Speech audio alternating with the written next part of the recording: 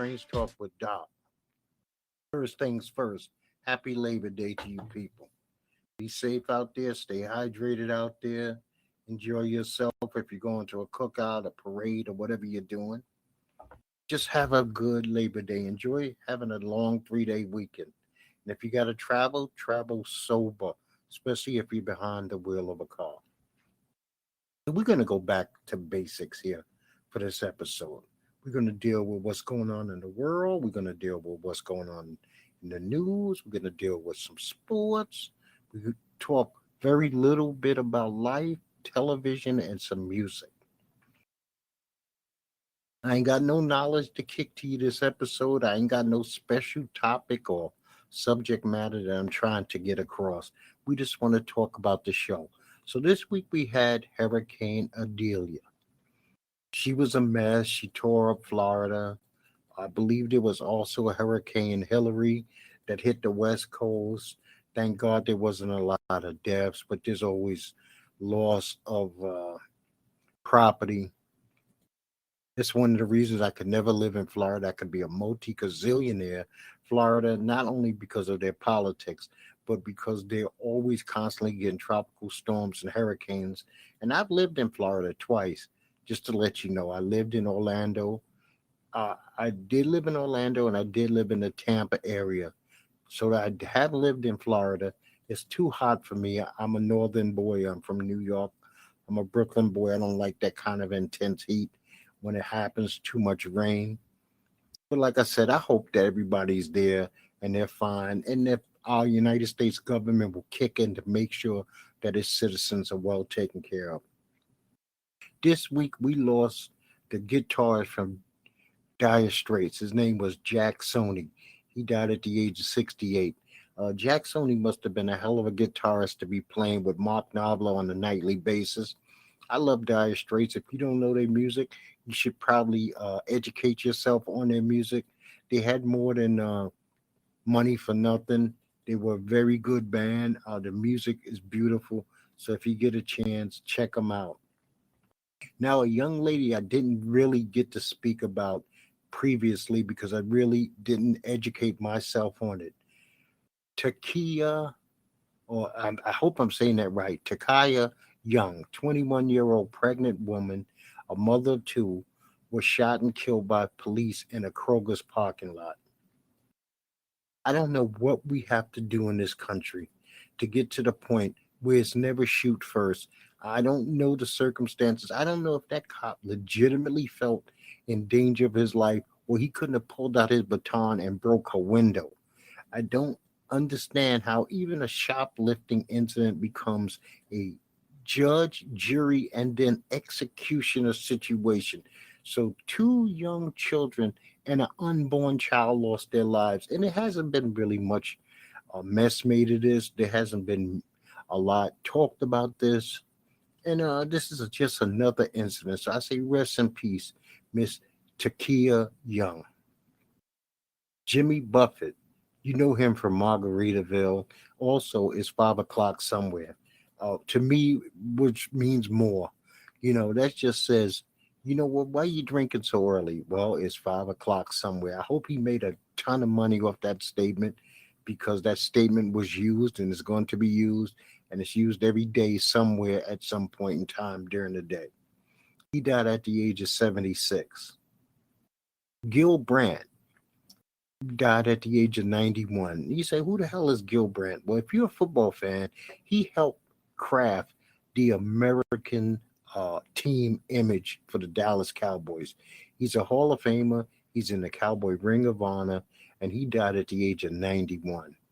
Bill Richardson, who was a former New Mexico governor who helped to free some Americans held abroad, he died at the age of 75. Now, this week, we had some Proud Boy members who was convicted actually get their sentence in the January 6 attacks. Okay, so we had Ethan Norden. He was sentenced to 18 years.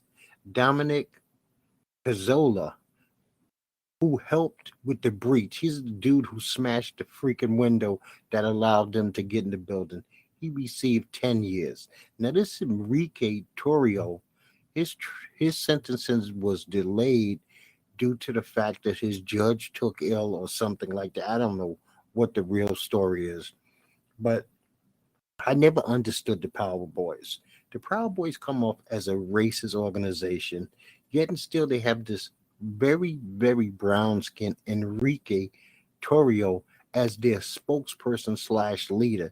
So it makes no sense. So far, we've had Jeremy Brown get 7 years, Guy Reffitt get 7 years, Stuart Rose got 18 years, Zachary Real got 15 years, and I already stated that Dominic and Ethan were both sentenced, one to 18 and the other to 10 years. We also found out this week that Trump's federal election interference trial, this is the one in Georgia, is set for 3/4/2024. March 4th, 2024. Let's see. And this thing is going to be televised. This is going to be must-see TV. I ain't going to sit here and say I ain't going to be tuning in because I know for a fact, on and off, I am going to be definitely tuning in to see what's going on here. And come to talk about Trump. Fox News host Jesse Walters is a fucking idiot. He is claiming that the mugshot of Trump is going to make him more popular with Black Americans. Who and what does he think Black Americans are? What kind of people do he think that we are? We're not all impressed by a mugshot. There are going to be some among us, just as there's going to be some among any other race who idolize criminal activity. We are not a one. We do not vote as a one block. We do not think as a one block. We do not live as a one block. You get 10 Black people together, and you know what you're going to have? And this might be shocking if you're white, Asian, Hispanic, or listening to me from another country. If you get 10 Black people in the room together, you're going to have 10 different Black people.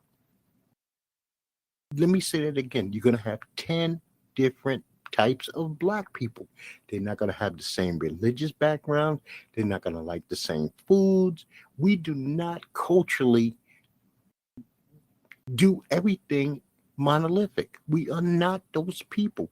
I don't know why the hell people think that we are. We have no one Black leader. We have no one Black thought. There's nothing that makes you more Black than the next person or less Black. You can be a traitor to your race just like any other race has traitors within themselves. If you go against your own people for no given reason, if you bring hate and you only hate your own, self-hate exists in every group known to man. But we do not have one railroad track that we ride down. It's just a falsehood. I don't know where this nonsense started. I don't know how people of other races believe it when their race does not do it. It's just not normal for any group of people to all think alike, to all act alike, to all dislike, and to all like the same things. And we are just human beings with a different shade of skin and maybe different experiences than other people, but that's all we are. We are regular human beings. We are not some special creature. So Burger King now has to face a lawsuit over the size of their Whoppers. I didn't really have so much of a problem with Burger King and their Whoppers. Sure, the Whoppers on the picture look much more beautiful than anything you ever got. If you've ever been to Burger King, they have the wilteriest lettuce you've ever seen. Let me say that again. Their lettuce is so wiltery, it looks like shit. It's never green. It's always brownish or white. But the company that I had the most problem with is Taco Bell. Taco Bell's food does not look anything like Taco Bell pictures on TV, nor does the size of it look like it. But they're among a bunch of other companies that are coming under similar lawsuits. Wendy's under lawsuit. Like I said, Taco Bell is under lawsuit. Burger King is under lawsuit. False advertisement. When I was a youth, we used to have the FCC. They were kind of hard on radio and television. Then you had the Food and Drug Administration, who would come down on these falsehoods when it came to food. But now everything is such big business. Nobody seems to care about anything. As long as a dollar's being made and a dollar's being kicked back to the people who are lobbying, nobody cares. Are these frivolous lawsuits for the most part? Probably. Am I going to join a class action lawsuit against Burger King, Taco Bell, or McDonald's? No, because for the most part, I never eat any kind of fast food. Any fast food that I would normally eat is I might eat some Bojangles once every 2 months or something like that. But other than that, I can't remember the last time I've been in a McDonald's, Wendy's, or Burger King. And I definitely don't eat no damn Taco Bell. I'd rather make a taco at home. I can control the amount of meat that's in it. I can control the flavor. And I prefer that. I prefer home cooking. I'm one of those people who legitimately love home cooking over fast food. I'm not saying restaurant food. I like restaurants, but I don't like fast food per se. So I've been listening or looking for some music to review, and I can't seem to find any good albums. If anybody out there could help me, could you put it in a timeline, some album that I should be checking out? All I know is that on 9/8, Buju Banton, Born for Greatness CD will be dropping. So I'm looking forward to that. 9/8, Buju Banton is dropping a CD called Born for Greatness. And I'm hoping that this is going to be to his caliber, Gargamel's caliber. I hope it would fit in, and this is not a money grab. I don't believe that he would put his name and attach his name to some garbage. So I got really high hopes for this. So a couple of days ago, I would say this was Friday, Disney pulled ESPN from Spectrum. It was on day one of the college football season. Now, I was getting ready to watch, I guess, First Take or something. I turned on my cable and boom, Disney. Well, I don't watch Disney, so let's get that straight. I got to straighten that out right now. I was going to watch First Take, which is not even a show I enjoy, but I'll get to that later. That's gone. Disney's gone. FX is gone. A bunch of stations that are in the Disney family are gone. So there was a lot of college football games this weekend that I would have really liked to have seen, but I didn't have the opportunity to watch them. I'm hoping that Spectrum straightens this out with Disney ASAP. If not, then Spectrum owes its customers a refund, which we probably will never see, but it would be nice if Spectrum did the right thing and gave everybody who has these packages, which are costing us about $9 to $10 per month already, give us back our money. So this weekend, well, not this weekend, I also watched some other television, and I have some previews of some shows maybe you should watch. The Shy did their yearly 420 episode. What I mean by that is the Shy did their marijuana episode. Once a season, they have it like a pothead episode. And the last episode that I watched was the pothead episode. It was pretty good. Now, Top Boy, which is a British hood television show, final season, it's called The Final Chapter, starts September 7th. It's going to be on Netflix. I'm a big fan of Top Boy. If you have not seen Top Boy, start from season one, which was legitimately 12 years ago, I believe. But start from season one so that you would know who these characters are. You will see some of them young, and now you will see them at a mature age. It's only 5 seasons. They only do about 7 or 8 episodes a year. It moves fast. The stories are good. I highly recommend it. Now, Power Book 4, which deals with Force, is the name of the show, which deals with the character of Tommy, has returned. I have not seen episode 1, but I look forward to seeing it. Also, a very good documentary is called Citizen Ash, as in Arthur Ashe. It's only 2 episodes. It moves fast. It's quick. It explains some stuff about a black man who played a sport that no other black men were playing at the time in a white world, who was a Southern kid who went to California and had his eyes opened by being able to get involved with interracial relationships, being forced to get involved with civil rights because he was thought of as soft and anti-civil rights. I mean, it's an interesting take on a man who died due to AIDS, but because he got a transfusion because his heart failed and he needed a blood transfusion and they gave him tainted blood. I also watched a 6-part Prime Video documentary called God, Family, and Football. Believe it or not, the first word in the title is God, then it's family, then it's football. But they did not knock you in the head with the God. The kids prayed, but a lot of people pray before they play a sport. But they didn't beat you in the head like trying to convert you or anything of that nature. So I appreciate the show. Russell Wilson and his crew did a good job with this. You might enjoy it. It gives you something to watch if you got nothing else to watch. So this weekend, me and my wife said we are going to watch Colorado play TCU. Why watch Colorado play TCU? Well, TCU was in a national championship game, and this is Deion Sanders and a bunch of those guys from Jackson State's very first game at Colorado.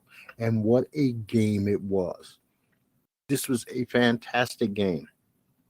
Colorado had 4 receivers in the game catch over 100 yards receiving. That's the first time they ever did that in school history. Shadua Sanders, who was Deion's son who plays quarterback, had 4 touchdowns and threw for over 500 yards passing. This was a crazy game that was going back and forth, and I was figuring whoever had the ball last would win this game. TCU, like I said, went to the national championship game last year, and they started off this season ranked number 17. I don't see a lot out of TCU. I didn't see what their real strength was. I didn't think the quarterback was that great. Their defense wasn't intimidating. They didn't have what I would call a very good running game, but they were able to put up 42 points. Colorado's not the biggest team, but they got so much talent. They have a kid named Horn who plays wide receiver. They have Henry, who played. This dude was amazing. He played offense and defense, over 100 snaps of the ball in over 100-degree heat. And after the end of the game, when they interviewed him, his breathing wasn't even labored. But Deion pumping this kid to be the Heisman when he got his son out there balling out like this, I don't know. We have to see down the road. I'm expecting big things from Colorado. People thought they might be a year or two away, but I don't see why this team can't win 7, 8 games, go to a bowl game, and actually win a bowl game. I'm going to keep my eye on Colorado. As much as I can watch Colorado this season, I'm going to watch him. Deion knew better than we all did. So I tip my hat to Mr. Sanders on this. Prime time was right on target. Sometimes you just got to believe and know your talent and coach them up, and they can do what you need to do. So Aaron Judge became the fastest player in Major League Baseball history to hit for 250 career home runs. Well, congratulations to the new captain of the Yankees, Aaron Judge. This has been a horrendous season. Thank God they just swept the Houston Astros. This is the first time that they have swept the team, I would say, in a couple of months. The Yankees are hovering near or very near 500 ball. It doesn't make sense. I think they're a much better team than this. But I believe Steinbrenner has to make some changes. Cashman needs to go. Boone needs to go. And the players on the team that are not locked in, dialed in, he needs to start threatening to move them along, cut them, or whatever needs to be done.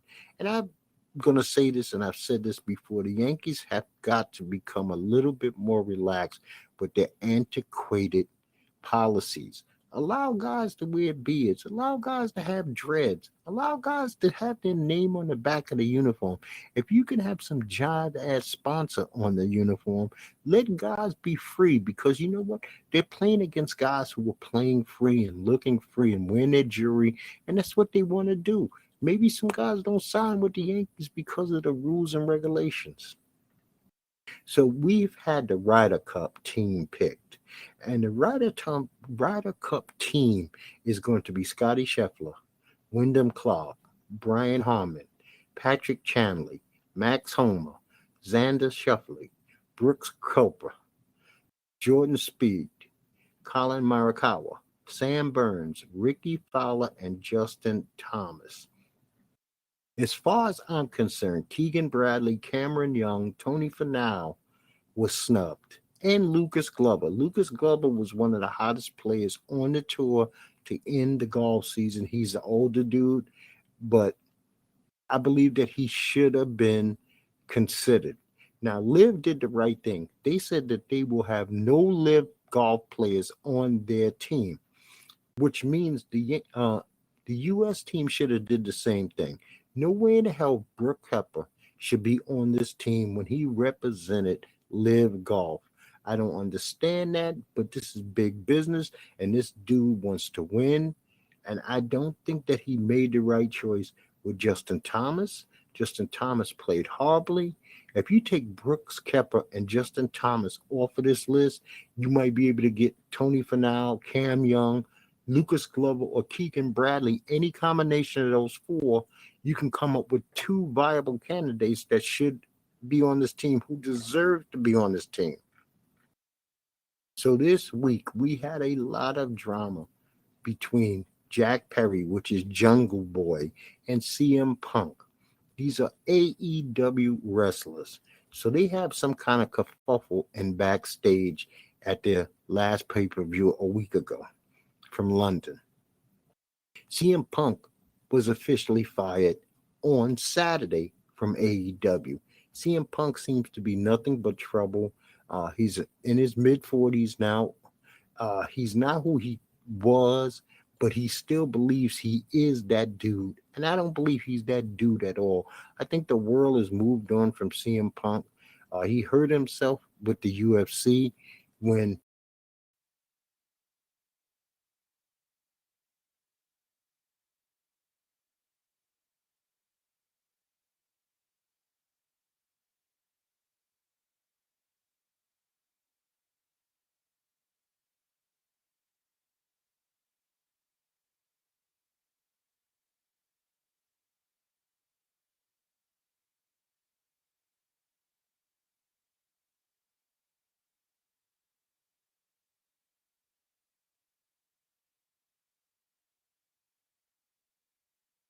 the biggest star he wants to be and into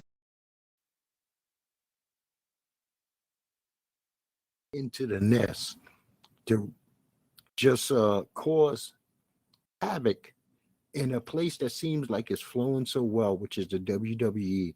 I say no, don't do it. Because the WWE had a pay-per-view this weekend. It was called Payback. Payback was pretty good. Was it spectacular? No. You know, you had Seth Rollins beat Sensei Nakamura. That was a good match. I'm hoping that this rivalry is not over yet. I desperately want Nakamura to have that belt. Rhea Ripley beat Raquel Rodriguez to keep her title. It's time. I don't know what they do with Rhea. Rhea is dominating. She did have to cheat to win, but it was a good battle between the two biggest women in the WWE. It was interesting. They did a lot of power moves. Now, did they work well together? I would say they did not really work well together because they're both so big and they're both so powerful. So you're not going to see a lot of drop kicks. You're not going to see a lot of fancy holds. It's going to be smash mouth type wrestling. Becky Lynch defeated Trish Stratus in the steel cage match, which I'm going to say was the best match of the night. Trish Stratus did something from the top of the cage that was insane by having her legs wrapped into the cage while her whole head was facing the ground. I didn't really like that too much. It was too damn dangerous. But she survived it. They worked. Becky made sure that she held on to her so that she can get her feet back, her body back horizontal. But I would say these two ladies put on a good match. And not only that, you finally had Trish Stratus's girl, Zoe Starks turned her at the end of the bout, which I thought was good.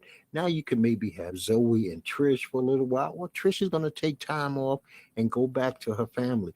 I will give Trish Stratus credit. When she said she came back to be back, she didn't just come back for 2 seconds for a money grab. She came back to actually work some programs, to work on Raw, to work on pay-per-views. And I appreciate her for that because she didn't have to do it. Lita didn't do it. Lita came in and got out as quick as possible. Rey Mysterio defeated Austin Theory to hold on to his United States title. I'm tired of Austin Theory's act. Him and Rey can't move any further. They got to do something else. I don't know if you get LA Knight involved. You get somebody with fresh blood to go up against Rey. I really thought that Pablo Escobar should have been the U.S. champion, but maybe he was legitimate hurt, and that's why he doesn't have the belt. The Judgment Day members, Finn Balor and Damian Priest, they defeated Kevin Owens and Sami Zayn in a Steel City street fight for the undisputed WWE titles. So now you have the Judgment Day. They have the women's champ. They have the tag team champs. They have the North American champ and Dirty Dom. So the Judgment Day has reached the status that they were supposed to reach. They are a dominating faction. I really appreciate them getting a belt on Finn. Now, I don't know what they're going to do with Damian and his money in the bank, but we could think about that down the line. Naturally, there was a lot of interference. Rhea Ripley in her best outfit of China, she wore like a replica of what China wore years ago in a match against Eddie Guerrero. She slammed Kevin Owens through the barrier. That was awesome. Kevin Owens bled. I don't know if he bladed, but they definitely cleaned them up ASAP. WWE is not doing the AEW. They're not going for blood. You had John Cena as the special guest referee in an LA Knight versus Miz match. Miz is always going to take care of whoever he's in the ring with. He's always going to make them look good. LA Knight got the crowd in the palm of his hands. So even though LA Knight is not the most spectacular, I mean, the man is fit. You got to give him that. He's an older gentleman, but he does have the crowd. And you know what? John did his job as a special guest referee. It was an entertaining card, like I said. I wish Sensei would have won this match, but he didn't. But, you know, we can move on from there and see what happens. We had a UFC card from Paris, France. Cyril Gane defeated Sergey Spivak by a knockout in the second round of 3:44. And we also had Manon Fiorot beat Rose Namajunas by unanimous decision. She won 30-27, 29-28 on the other two cards. You know what? This was a decent card, but it's already come and gone. If you want to go back and look, Rose and Manon went at it. Cyril Gane redeemed himself a little bit from that debacle that he had with John Jones. But this weekend coming up is a big pay-per-view because we got Israel Alessandra going up against Sean Strickland for the middleweight title. Now, unfortunately, when you deal with Sean Strickland, you're also dealing with a guy who may hold some serious racial issues, and he's fighting a black man. So I have got to go with Izzy, and I'm not even a fan of Izzy because I want all forms of racism squashed. And because Sean could be a dude who could literally get in the ring and say some stupid shit like, I told you we're more dominant. So I don't want that. A guy we haven't seen in a while, Tui Talavesa, will be fighting Alexander Volkov on this fight. Justin Taffer's fighting Austin Lane on this card. We got Shane Young going up against Gilbert Miranda. We got Jack Jenkins going up with Sheppy Marshall. Carlos Eubank is going against Da Wang Young. Tyson Pedro's on this card versus Anton Turjaji. So this should be a very interesting card. But anytime the world champ, especially a world champ like Izzy, is fighting, and Sean Strickland is a good fighter. I don't take anything away from him. I just don't like his past racist views, and I'm very nervous about if he will present himself in a racist manner again. Now, I started watching Undisputed. You got Skip, the playmaker Michael Irvin, Richard Sherman, and Keyshawn Johnson. I thought it was a very good week they had. I liked how they handled their business in an adult manner. They talked about the sports at hand. They didn't repeat segments over and over again. Now, Shannon Sharp joins First Take starting today. I don't know what that's going to be. I'm not really caring what that's going to be because Stephen A is going to make sure that he lets you know that he's the boss. He's going to talk about stupid shit like what is Shannon wearing. They're going to do the same segments that they did at the 10 o'clock hour, at the 11 o'clock hour, and then at the 11:40 hour. And it goes pretty much like this. Cowboys, something, Aaron Rodgers, Cowboys, LeBron James, Cowboys. That's what they talk about on that show repeatedly, 4 or 5 days a week. Then they add in a segment, who is under the most pressure. I don't know if he's going to allow Shannon to have a voice. I'm not a big fan of Shannon talking. And I was not a fan of Skip Bayless at all. But the way Undisputed is handling sports in a grown adult manner, where it's just basically talking about the sports and leaving all the other nonsense out. You know, Stephen A has to tell you he did this, he did that, he loves California, he wants to go to. I don't care about any of that. I want to talk about what is going on. And then he has these unnamed sources. And besides, I have Spectrum. So I don't have ESPN at the moment. I'm sure I can catch some clips here and there on YouTube, but we'll see how that goes. So the Colts are going to keep running back Jonathan Taylor on the PUP list for the first 4 games of the season. They really need to re-sign this man. This dude was their whole entire team for 2 years. Von Miller, once again, is robbing money from the Bills. He's going to be on the PUP list, so he's going to miss 4 games. He has not brought really anything to the Buffalo Bills in this going on his second season with them, and he was supposed to be a difference maker. So the NFL people is returning, and that's part of the reason that I did not want to deal with a lot of kicking knowledge to start the show off or anything, because I don't want to make this show too long. We got the NFL returns on Thursday. And the first game of the season will be the Detroit Lions going into Kansas City to play the Chiefs. We will find out who Detroit is in this game. I'm going to pick the Chiefs to win, but I'm going to pick Detroit. I don't know how rusty they will be because they played no starters the whole preseason. Let's see what they're going to be about. We get to see the little quarterback from Carolina. He's going in to play Atlanta. This is a division rival.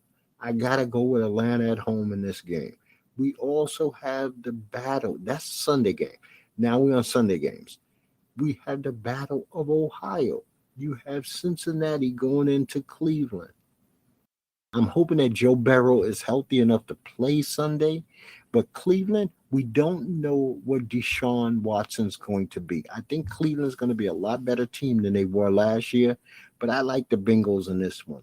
We got Jacksonville Jaguars are going into the Indianapolis Colts. And they'll be starting their rookie quarterback, Richardson. I got Jacksonville in this game. Tampa Bay Bucks are going into Minnesota to play the Vikings. I'm going to take the Vikings. The Titans are going into New Orleans to play the Saints. I'm going to take Tennessee to win this one on the road. We got the 49ers going into Pittsburgh to play the Steelers. Now, I don't know if Brock Purdy's going to be healthy or not, but I got to take San Francisco. Man, I'm taking a lot of people on the road. We got the Cardinals going into Washington to play the Commanders. The Commanders are going to kick Arizona's ass. Arizona has depleted that team. Kyler Murray's injured. I have no hope in Arizona winning more than 2 to 3 games at max this season. The Texans are going into Baltimore to play the Ravens. I am highly anticipating seeing Odell Beckham and Lamar Jackson and Zay all play together. I got Baltimore winning this game. We got Green Bay Packers going into Chicago to play the Bears. People are big on the Bears. I don't know why they're so big on the Bears, but I got the Bears winning this one. We got the Raiders going into Denver to play the Broncos. I got the Broncos winning this game. Philly is going into New England to play the Patriots. There's no way New England Patriots beat the Eagles. The Eagles start their season off 1-0. A very good game. We got the Dolphins going to play the LA Chargers in Los Angeles. I like the Dolphins in this game. We got the Los Angeles Rams going into Seattle to play the Seahawks. I'm going to play Seattle to win at home. And then you have my Dallas Cowboys going up to New York to play the Giants. Come on, do I have to state the obvious that I'm taking the Cowboys to win? And that is the Sunday night game. That's the 8:20 game on Sunday night. Then we have the Buffalo Bills going to New York Monday night to play the arrogant, overrated Rodgers, the Rogenites, the Rogenese, the Arrogets, whatever you want to call them. The Bills must win this game to bring the Jets down a notch. Matter of fact, it will do us all a favor if they beat the Jets and bring them down a notch. The Jets have been out of control with the arrogance, the hard knocks, all the attention that's been put on them. I would like to see what people would have to say if the Bills go out there and beat them something like 38-14 or 38-21. And then what will people say about the Jet team that was a losing team last year that everybody seemed to have automatically in the Super Bowl? It doesn't make sense to me, but that's how it goes. I appreciate you being with me. I appreciate you every time that you tune in. I appreciate every time that you comment, share, like, or like I said, tune in. Do what you like. I always say that. Always do what you like and do it organically. You do not have to share. You do not have to like. You do not have to comment. But when you do, I want you to know that it's highly appreciated, that it means a lot to me. Not financially, just emotionally, it means a lot to me that somebody's out there listening to what I have to say about certain subjects. And you could always add your own comments. You could always call in. You are free to call into my show.